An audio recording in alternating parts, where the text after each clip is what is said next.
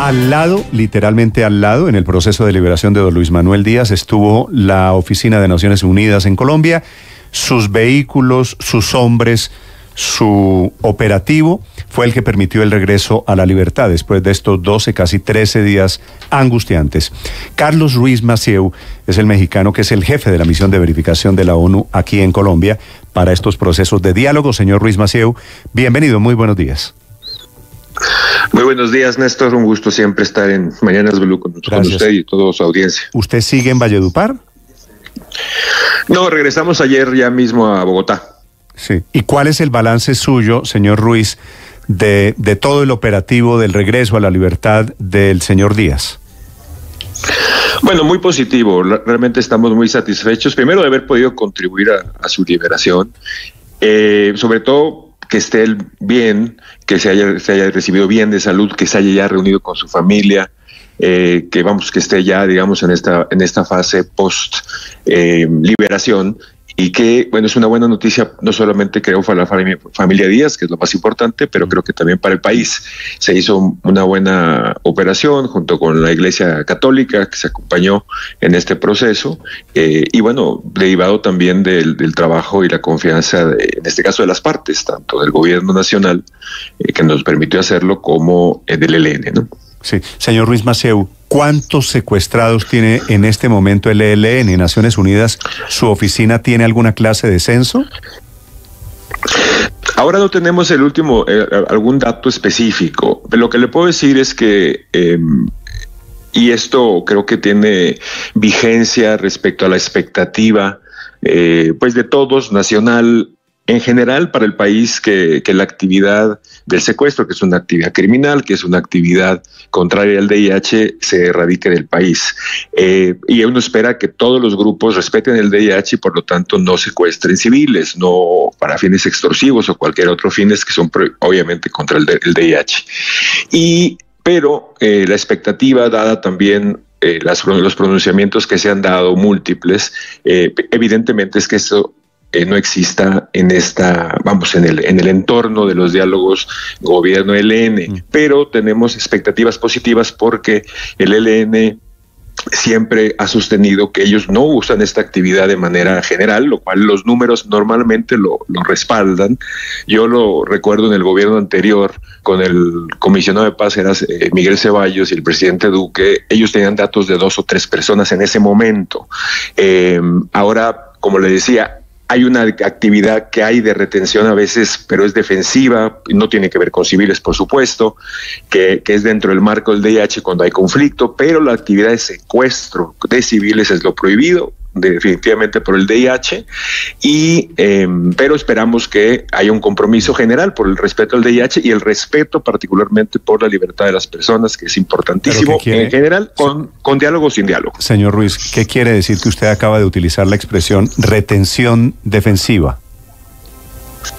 No, cuando hay conflicto, cuando una de las partes en conflicto, hay una persona, normalmente se asocia mucho a la otra parte, a la fuerza pública, y entonces se considera que está haciendo actividades de inteligencia, entonces están en conflicto y entonces se le retiene temporalmente y luego se le libera. No. Hay una distinción entre este tipo de retención y el secuestro de un civil con fines de extorsión o con fines de privarle la libertad, ¿no? Entonces, este segundo claramente es contrario, como es el caso. Perdóname que se lo ponga en estos términos. Ese es el cuento del ELN siempre para justificar los secuestros, de civil o de quien sea. Creemos que es un espía, creemos que es un informante, creemos que es un doble agente, cualquiera que sea el término, ellos terminan justificándolo con el argumento y dicen y utilizan la expresión retención, no secuestro. No, pero bueno, no hay que permitir ningún tipo de justificación cuando se trate de un secuestro a civiles. Es completamente contrario al VIH, es completamente una actividad que debe erradicarse, como le decía, con ceses, sin ceses, con diálogos, sin diálogos. Siempre todos los grupos tienen que respetar como base el VIH, y es una actividad, como le decía, sancionable por todos los ámbitos. Naciones Unidas la rechaza de manera contundente y debe erradicarse del país. Y aparte, debo decirlo, el país Colombia ha sufrido mucho por esta actividad criminal y realmente ya es tiempo de que esto se erradique del país. Sí. Ese va a ser el tema de conversación en las próximas rondas. Seguramente en las próximas horas habrá reuniones entre las delegaciones con el fin de abordar ese asunto. La ONU ve ambiente para que al final el ELN cese definitivamente el secuestro y entregue a todos los secuestrados en su poder. El hecho de lo negativo que ha sido el impacto del secuestro del papá de Luis Díaz puede llevar a que ese grupo finalmente se deslinde de esa práctica criminal. Sí, yo espero que sí tengan las discusiones a fondo del tema. Es lo que entiendo que se haya planteado inclusive públicamente, ya sea antes o durante un ciclo de negociaciones que si se da en las próximas semanas. Sí es un tema que nosotros esperamos que haya compromisos normalmente, en este caso claros, de que esta actividad sea, como le decía, esta es una actividad que es contraria al derecho internacional humanitario. En principio hay un acuerdo para que se observe el derecho internacional humanitario y obviamente dentro de esto el secuestro con todo lo que ha causado, como le decía, al país, creo que debería haber acuerdos particulares en los cuales haya claridad de que esto ya no va a suceder en Colombia. Fíjese, y en ese caso el mecanismo de monitoreo y verificación podría hacerle un llamado con más vehemencia al ELN para que cumpla el acuerdo de cese del fuego, porque ahí está, como usted dice, de manera muy clara, que se debe respetar el derecho internacional humanitario y el ELN se burla de ese acuerdo, secuestrando, entre otros, al odontólogo Baiter en Magdalena, al papá de Luis Díaz y a otras personas. ¿Eso no merecería un pronunciamiento vehemente de alguien en la mesa? Sí, el mecanismo, tengo que decirlo también, ha servido ya anterior a este caso, el mecanismo como tal, para alguna liberación anterior. No tuvo obviamente la visibilidad que tuvo la del señor Luis Manuel Díaz, pero el mecanismo sirvió para esa liberación una vez que se reportó una situación en la mesa. Entonces, en la mesa, en el propio mecanismo. Entonces, sí, el mecanismo debe de servirnos para que cuando estos casos lleguen a la mesa, el mecanismo sirve para eso, sirve para tanto para prevenir enfrentamientos como para resolver problemas o situaciones que se presentan, como pueden ser estas, y al mismo tiempo verificar que las partes cumplan sus compromisos. Entonces, y estos elementos preventivos y de resolución son muy relevantes para el cumplimiento de las partes, pero también para que el proceso avance bien y en beneficio de la sociedad. Claro, pero evidentemente hay un incumplimiento del ELN en este episodio. Secuestran a un civil, como secuestraron al odontólogo Baiter en Magdalena, y el mecanismo de monitoreo hasta ahora no ha emitido que conozcamos un pronunciamiento con vehemencia en torno al asunto. Usted dice exactamente, es para exhortar también al grupo que eventualmente infrinja lo acordado para que deje de infringirlo. El ELN se compromete a respetar el DIH y no está respetando el DIH, doctor Ruiz. No, el mecanismo que está conformado por las dos partes, nosotros y la Iglesia, está establecido, pero en este caso, donde se quiso concentrar, y creo que con razón, es primero que nada en resolver la liberación de don Luis Manuel Díaz. Entonces, en las discusiones se decidió que no lo tratara el mecanismo, sino se hiciera esta operación que se hizo el día de ayer. Entonces, ahí sí tengo que decir que nosotros estuvimos muy de acuerdo en que lo más importante era la liberación, independientemente de por dónde se hacía o quién la hacía. Independientemente, me la pudo haber hecho el CICR, la pudo haber hecho la Defensoría, no importaba, lo importante es que se resolviera. Entonces, hasta ahora nos concentramos en eso.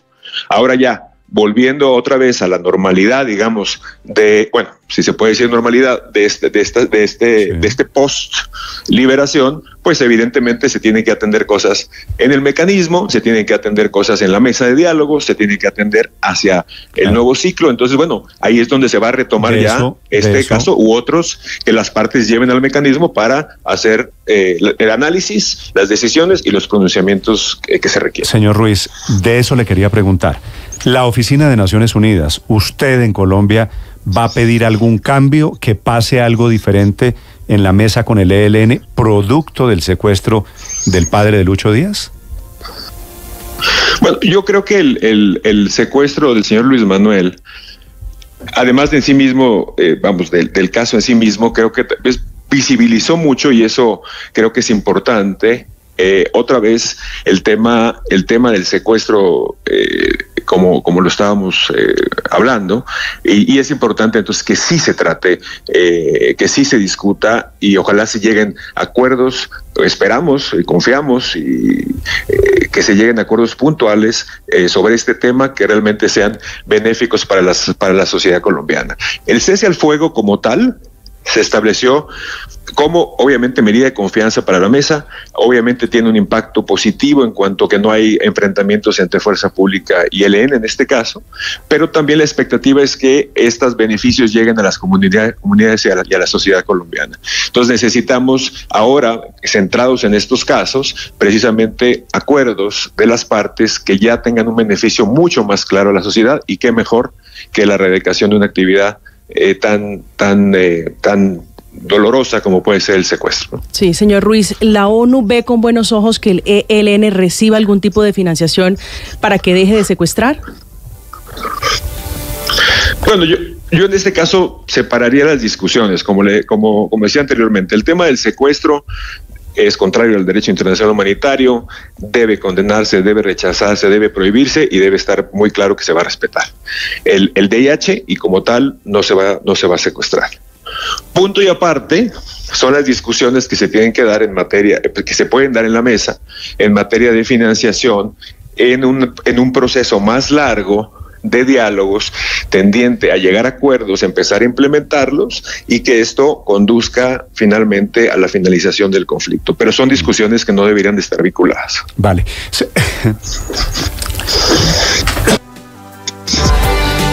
Discúlpeme, señor Ruiz. No se preocupen, Néstor. Quiero hacerle una pregunta final. Los carros de esa empresa de valores que estaban ayer al lado de los de Naciones Unidas, allí en el aeropuerto de Valledupar, me imagino que usted ya se enteró de las muchas versiones, de las muchas especulaciones que hay. ¿Eso fue coincidencia? ¿Le han dado a usted alguna explicación de qué tenían que hacer esos carros allí al lado de los de Naciones Unidas? No, explicación no. Yo simplemente vi alguna imagen, supongo que estaba parado en la entrada donde iban a entrar los carros nuestros a recoger a la comitiva que traía ya don Luis Manuel.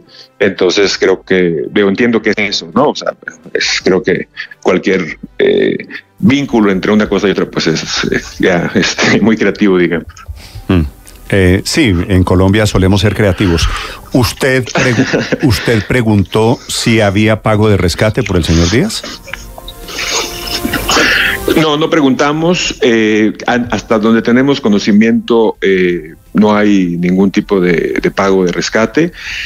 Ahí, otra vez, ahí sí quiero ser categórico. Obviamente las operaciones que hacen Naciones Unidas nunca tienen elementos de dinero. Entonces, pues obviamente en esa operación pues no hay nada que ver, pero también de lo que escuchamos no tenemos conocimiento de que haya ningún tipo de recurso de por medio, pero bueno, eso es hasta donde tenemos conocimiento. Vale. Señor Ruiz Massieu, gracias por acompañarnos esta mañana, le deseo un feliz día.